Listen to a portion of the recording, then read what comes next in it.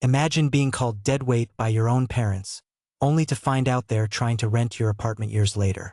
Can broken trust really be rebuilt? Or is it too late for a second chance? Hey everyone, I'm Alex.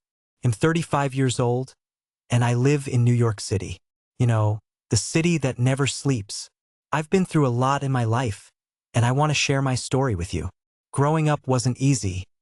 I had a rocky relationship with my parents that taught me some tough lessons. But now, after years of working hard, I own 3 apartments here in the city. I know what it feels like to struggle, to feel lost, and to have your loved ones not believe in you. But I've turned my life around, and I'm excited to take you along on this journey of hope and healing. So, stick around, and let's dive into my story.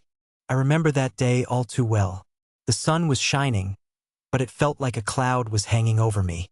I knew my report card was coming. I hadn't studied nearly enough. When Mom opened the mailbox, I felt a knot in my stomach. "What's this?" she said, frowning as she pulled out the envelope. "It's just my report card," I mumbled. Part of me wished she wouldn't open it. Dad walked in. "What's going on?" he asked, glancing at the envelope. "Alex's report card," Mom replied, her tone sharp. I felt my heart race. "It's okay. I will explain everything," I said, trying to squeeze a little hope into my words. Mom looked at me, her eyes narrowing. "Explain what, Alex? That you failed a whole semester?" I took a step back. I just didn't understand some of the material. "I tried, really." Dad shook his head. "Trying isn't enough, Alex. You're being lazy." "Lazy? I'm not lazy. I wasn't mentally stable." I couldn't help but raise my voice. "Excuses. You're always full of excuses," Dad barked. "Stop fighting," Mom shouted. "This is serious." "I know it's serious," I yelled back, tears welling up in my eyes. I felt angry and hurt. "You don't even ask me what happened. You just call me names." "Because it's true," Dad snapped. Mom stepped closer to me. "We don't know how to help you if you don't tell us the truth." "I'm telling you," I said, frustration bubbling over. "I have anxiety. It's hard to focus." Dad sighed like he wasn't buying it. "What's next? A pity party for yourself?" I felt my heart shatter. "You don't get it. I need support, not insults." Just then, Mom's phone buzzed. She glanced at it. "It's Aunt Sarah." "Don't answer it," I pleaded, my breath hitching. "Please." But she picked it up anyway. "Yeah, she failed again," she said flatly. "Lazy? Yes, probably. We thought she would do better this time." I felt like I was sinking deeper and deeper. Their words pierced through me like daggers. How could they say that about me to everyone? I whispered, almost choking on my words. "You're telling relatives about this?" Mom hung up, her expression unreadable. "We need to be honest. We can't just hide from this." "I don't want them to know. Can't you see how embarrassing this is?" "They need to know, Alex. Maybe they can help," Dad said, his voice firm. "I don't want help from them. I want help from you," I shouted, frustration pouring out. The silence that followed was heavy. I looked from Mom to Dad. They turned away, talking softly to each other. I felt abandoned. I crossed my arms and stepped back, like I was trying to shield myself. "Alex, call your relatives," Mom finally said. "I won't." "Then we will handle this without you," Dad added. "Fine. I don't need you," I yelled, my voice echoing down the hallway. I ran to my room, slamming the door behind me. I fell onto my bed, feeling lost. Tears rolled down my cheeks. Would they ever understand? I buried my face in my pillow and let the sadness wash over me. Why did I have to fail? Why couldn't they see how hard I tried? For the first time, I felt truly alone. It had been a few months since that awful day. Things at home didn't really change. I still felt like I was walking on eggshells. So I decided to leave. I started couch hopping. Have you ever done that? Felt strange but also freeing. I crash at friends' houses for a night or two, just to find some space. One night I was at Jess's place.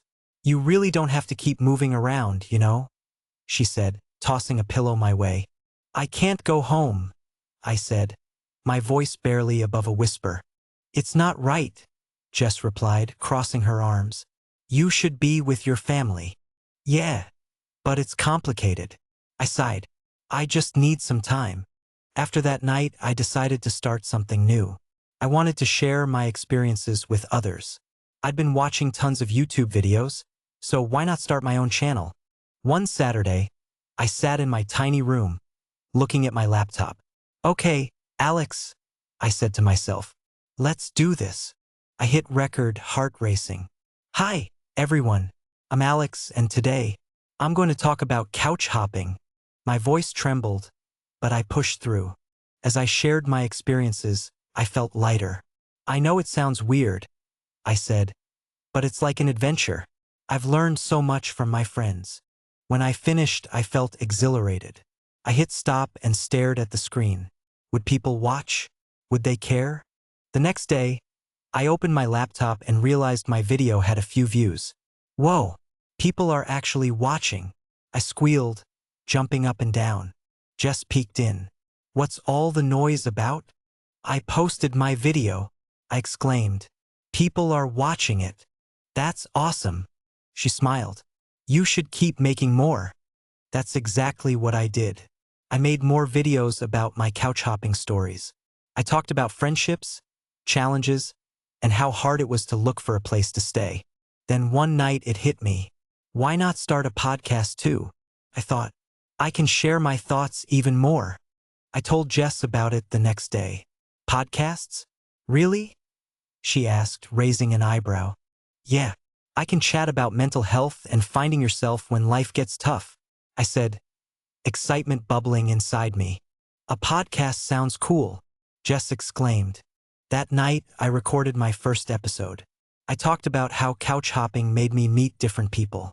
It's like living in a movie, I shared, laughing a little. And guess what? More people started tuning in. I couldn't believe it. Weeks turned into months. My YouTube channel grew and the podcast gained listeners too. I received messages saying, "You're amazing," and "Your story helped me." One day, I sat down with a cup of cocoa, staring at my laptop. Wow, I said to myself, I might actually be building something big. Jess walked in, noticing my excitement. What's up? She asked.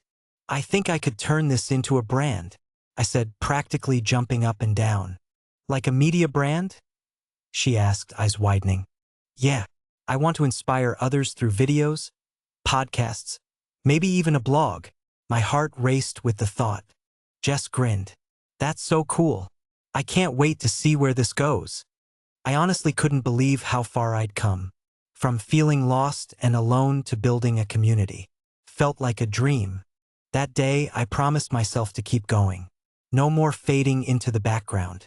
I wanted my voice to be heard. 35, I never thought I'd be where I am today. I owned 3 apartments in New York City. Can you believe it? Life is full of twists and turns. One sunny morning, I received a notification on my phone. Apartment for rent. It read. My heart raced. I had just listed one of my apartments, and I was hopeful someone great would move in. Later that day, I was sipping coffee when my phone buzzed again. New application received for 123 Elm Street. I raised an eyebrow. Who could it be? As I opened the message, my heart stopped. It was my parents. What? I exclaimed. No way. My mind raced with emotions. How could this happen? The last time I saw them was, well, it had been years. I dialed Jess, my closest friend. You won't believe this. My parents are applying for my apartment. Are you serious? She said, laughing. I'm not joking. Why would they even want to move here? I snapped, feeling my anger rise. Maybe they want to reconnect? Jess said. You haven't spoken in a long time. I can't just let them in my space. I replied, feeling a wave of frustration. They don't understand me. Think it through, Alex. This could be a chance for you both, she added softly. I took a deep breath, trying to calm the storm inside me. I don't know, Jess. It feels like they only care now because I'm successful. Maybe it is. But you have to decide what you want, she reminded me. Days passed, and I couldn't shake the feeling of dread. One afternoon, I sat on the couch, staring at my phone. Should I call them? Would they even want to talk after all this time? Finally, I dialed their number. The phone rang, louder than my racing heart. Hello. Mom's voice sounded different. Hi, Mom. It's Alex, I said, trying to keep my voice steady. Alex. Oh, wow. It's been so long, she said, excitement bubbling in her voice. I felt my heart tighten. Yeah. So, I see you applied for my apartment. Yes.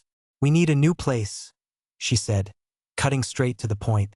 Your dad got a job here and we thought. After everything? I interrupted. You think it's okay to just pop back in like this? Alex, we just want to be near you, she said gently. Do you really? I asked, my voice shaking. Because it doesn't feel like it. There was a long pause. We're sorry about the past, she finally said. We've changed. Have you? Or is this just about living in the city because I'm successful? I felt anger bubbling up again. Mom sighed. Please, we just want a fresh start. Can't you see that? Maybe, I said slowly, but it's hard for me to trust you after everything. I understand, but all we are asking for is a chance to prove ourselves, she replied softly. Fine, I said, still feeling uneasy. Let me think about it. I hung up, my hands shaking. I had just opened a door I hadn't expected. Jess called later that night. How did it go? I don't know, Jess. It was intense, I admitted. They want a chance, but I'm so angry. What do you want? She asked, cutting right to the chase. I've built this life for myself. Do I want them near me? I said quietly. Maybe you can give it a chance? Maybe it'll be good for both of you, Jess suggested. Yeah, I murmured.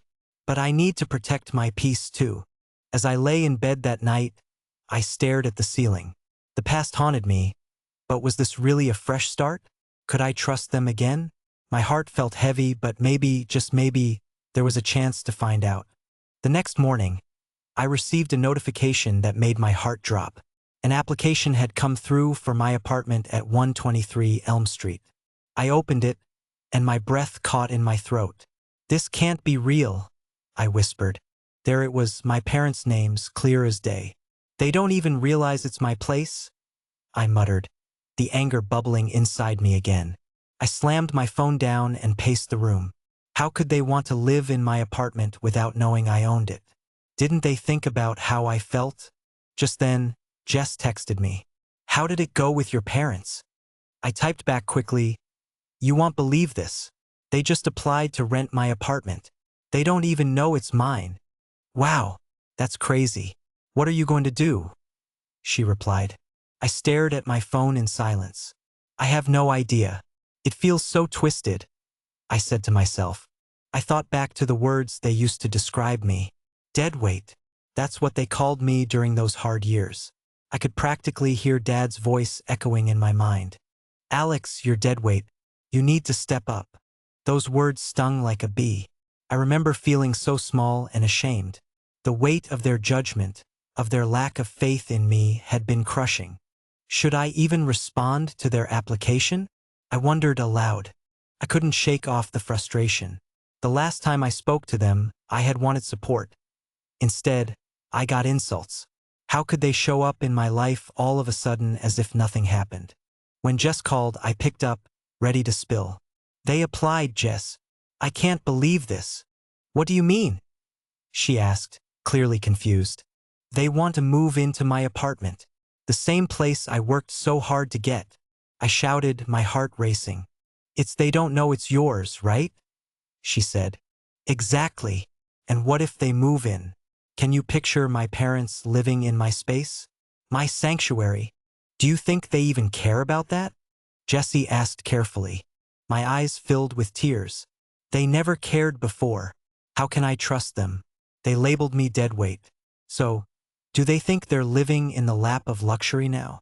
Maybe this could actually be a chance for both of you, she suggested gently. A chance? I fumed. They already blew their chance a long time ago. I know, but think about it. You've become successful. Maybe they want to reconnect and be part of your life. Reconnect? After years of being absent. I yelled. Take a breath, Alex. You can't let your past define everything. Maybe they've changed. Jess' voice was steady and calm. Or it's just another game, I replied bitterly. Look, the application hasn't been approved yet. You can think it over. Talk to them again, she urged. I don't want to talk to them, I shouted, feeling myself tearing up again. Just think about it, okay? You don't have to rush into anything, Jess said quietly. Finally, I took a deep breath, trying to collect my thoughts. I just need to gather my wits. I want to protect what I've built, I admitted. As I hung up, I felt conflicted. How could I face them? When I looked in the mirror, I barely recognized the person staring back. They had painted me as Deadweight, but I had transformed into something stronger. Would I allow their past to cloud my future? With shaky hands, I opened the rental application again. Did I want to reject it harshly? Or was there room for a conversation? One that could lead to unexpected results? In that moment, I realized I had a choice. I could be the one to steer this situation. But how? My heart pounded as I tried to find an answer. I sat at my desk, staring at my laptop screen. The application from my parents sat there, staring back at me. I felt so many emotions. Anger, sadness, and confusion. Should I respond? I whispered to myself. What do I even say? After what felt like an eternity, I began typing. Dear Mr. and Mrs. Johnson, thank you for your application for the apartment at 123 Elm Street. Unfortunately, we only lease to tenants with references. I took a deep breath, trying to steady my hands. Yours are gone. There. I hit send, feeling a wave of mixed emotions wash over me. I didn't know how I felt. Part of me felt relieved, but another part felt guilty. Was that too harsh? I wondered aloud. Just then, Jess texted me. How'd it go? I typed back. I just sent them the response. Told them their references are gone. Whoa, that's bold, she replied, surprised. I don't know, Jess. I felt like I had to set boundaries. I said, my heart racing. You did. But do you feel okay? She asked, her concern clear even through the text. Not really, I admitted. It feels wrong to treat them like this. But what choice do I have? They hurt me. True, but they're still your parents, she reminded me. For now. My voice trembled as I said it. She sighed. You can't just let everything that happened define your future. You've changed so much. But they don't even know me anymore. I almost shouted. They spent years calling me Deadweight. Can I really trust them? That's something you need to think about, she replied. What would you want if the roles were reversed? I'd want a second chance, I said softly. Maybe this is your chance to create a new story together, Jess suggested gently. I ran a hand through my hair, feeling overwhelmed. But what if they screw it up again? What if they're still the same people? Jess paused a moment before replying. You won't know until you give them a chance. You can still protect yourself while being open to the idea. I guess, I said, swallowing hard. The waiting felt torturous. My heart raced every time my phone buzzed. But it never rang. What if they think I'm cruel? I sighed. Finally, late in the evening, my phone lit up. It was a message from my mom. Alex, we received your response. We're sorry if we upset you. Please, we just want a chance to start fresh. Can we talk? All those feelings came rushing back. I fought the urge to ignore the message. Instead, I replied, Can we wait until tomorrow? I need to think. As soon as I sent it, I felt a weight in my chest. Was I being too hard on them? The silence hung in my room as I paced back and forth, lost in thought. My heart yearned for connection, yet my brain screamed to stay guarded. What if this is a trap? I asked myself, but a small voice in my heart whispered, What if it's a new beginning? I sat down on my bed, staring at the wall. Memories of happier times flooded my mind. Family dinners, birthday celebrations, before everything went wrong. Suddenly, I felt overwhelmed with emotion again. Please, don't let this be just another disappointment, I pleaded silently. I thought about what Jess said. Maybe this could work. But could I allow myself to trust them? My heart felt heavy with indecision. That night, I closed my eyes, but sleep didn't come easily. I felt like I was standing on the edge of a cliff, staring down into uncertainty. After all those years, could we really find a way back to each other? All I could do was hope and pray for a resolution, no matter how complicated it was. Tomorrow, I would decide how to move forward, together or apart. The next day, I met with my friends at our favorite cafe.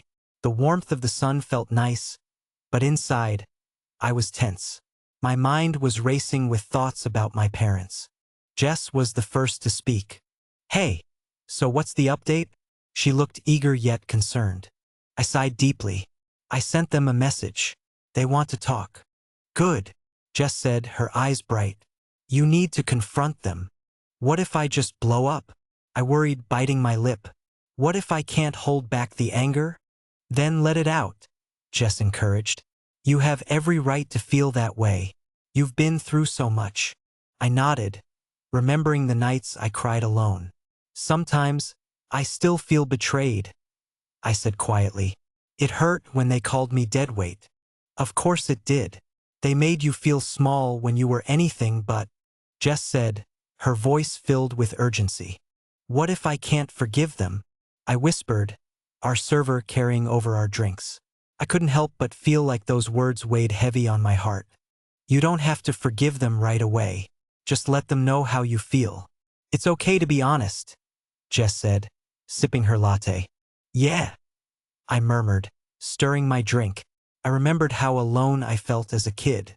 I would have given anything for their support, for them to believe in me. We all want that love from our parents, Jess said gently. But now you're an adult. You can decide the kind of relationship you want to have. I guess so, I said, fiddling with my cup. But it's scary. What if it's all just words? Talk to them, Alex. Have an actual conversation, Jess said, leaning forward. You might find that they really want to make amends. Or they could just hurt me again, I said, a knot forming in my stomach. I know it's hard, she replied softly. But remember your strength. You're not that lost kid anymore. You've built a life, and you deserve peace. I wonder if I could give them a second chance, I said, my voice trailing off. Jess smiled encouragingly. That could change everything. You've grown so much. Maybe they have too. The thought sat heavy in my mind. Could I really open myself up to them again? I couldn't shake the glimpse of hope that sparkled amidst my worries. That evening, I decided to do something bold. I texted my parents. Let's meet tomorrow. Talk at a cafe. Felt like my heart was pounding in my throat. I paced back and forth in my apartment as I waited for their reply. They responded quickly. We'd love that, Alex. I swallowed hard, fear bubbling under the surface. What if they think I'm just going to forget everything? I asked myself. I closed my eyes, trying to picture it. What would it be like to see them again? Would they even recognize the person I had become? The next day, the cafe felt both familiar and foreign as I walked in. The smell of coffee filled the air, but I was a bundle of nerves. When I spotted them, my breath caught.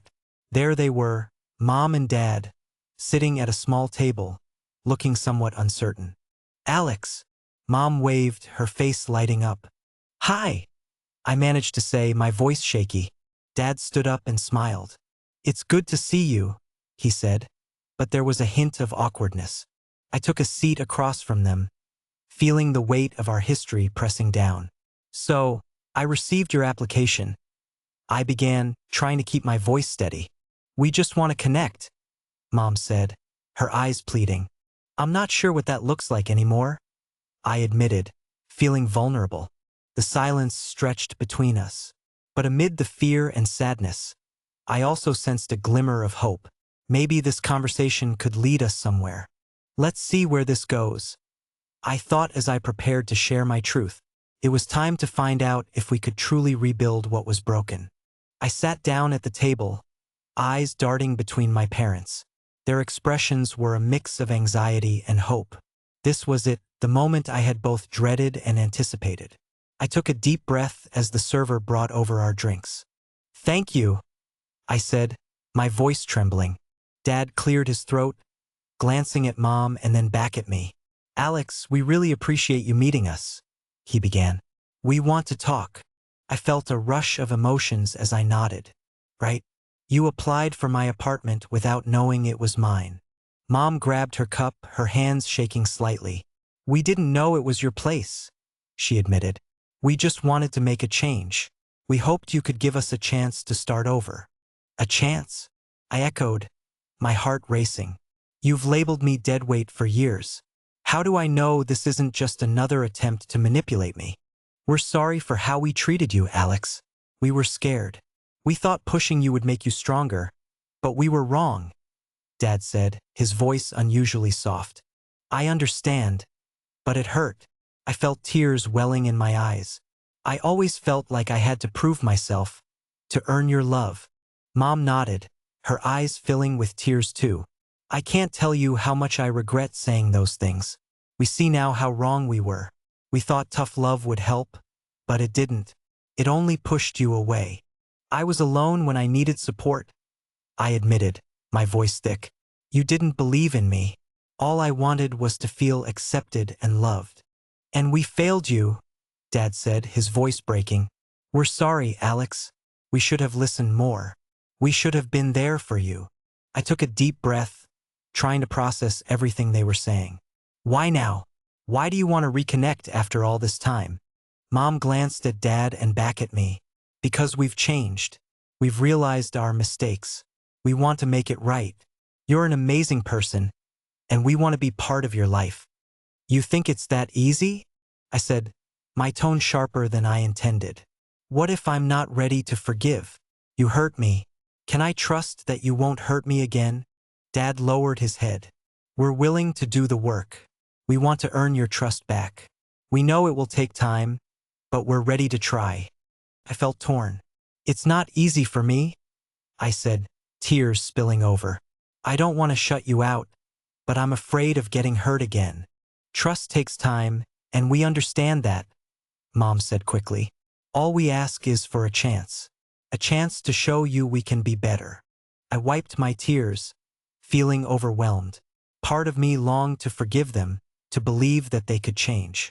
But another part held onto anger and betrayal. I don't know if I can forgive you just yet," I admitted softly. "But I want to try. I want to see if there can be a new beginning." Dad looked up, his eyes wide. "Thank you, Alex. That's all we want. A chance." "I want to be honest with you, though," I added. "I want to protect myself. I can't just sweep everything under the rug." "Of course we understand," Dad said, his face relaxing a little. Mom leaned closer, her voice gentle. "We'll take it slow. We'll be here when you're ready."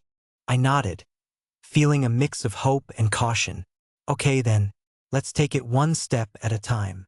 As we talked, it felt like a weight had begun to lift off my shoulders. Maybe this was a start. Maybe they really wanted to be better.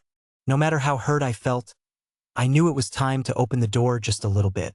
"Let's see where this goes," I thought, my heart fluttering with both fear and hope. As we sat together, I realized that healing takes time, but it could also lead to a brighter future. And for the first time in years, I felt like maybe, just maybe, things could be all right. If you've ever faced betrayal from someone you love, how did you handle it? Do you believe in giving second chances, or is it better to cut ties? Share your thoughts in the comments below. I can't wait to hear your stories. And don't forget to like and subscribe for more journeys of hope and healing.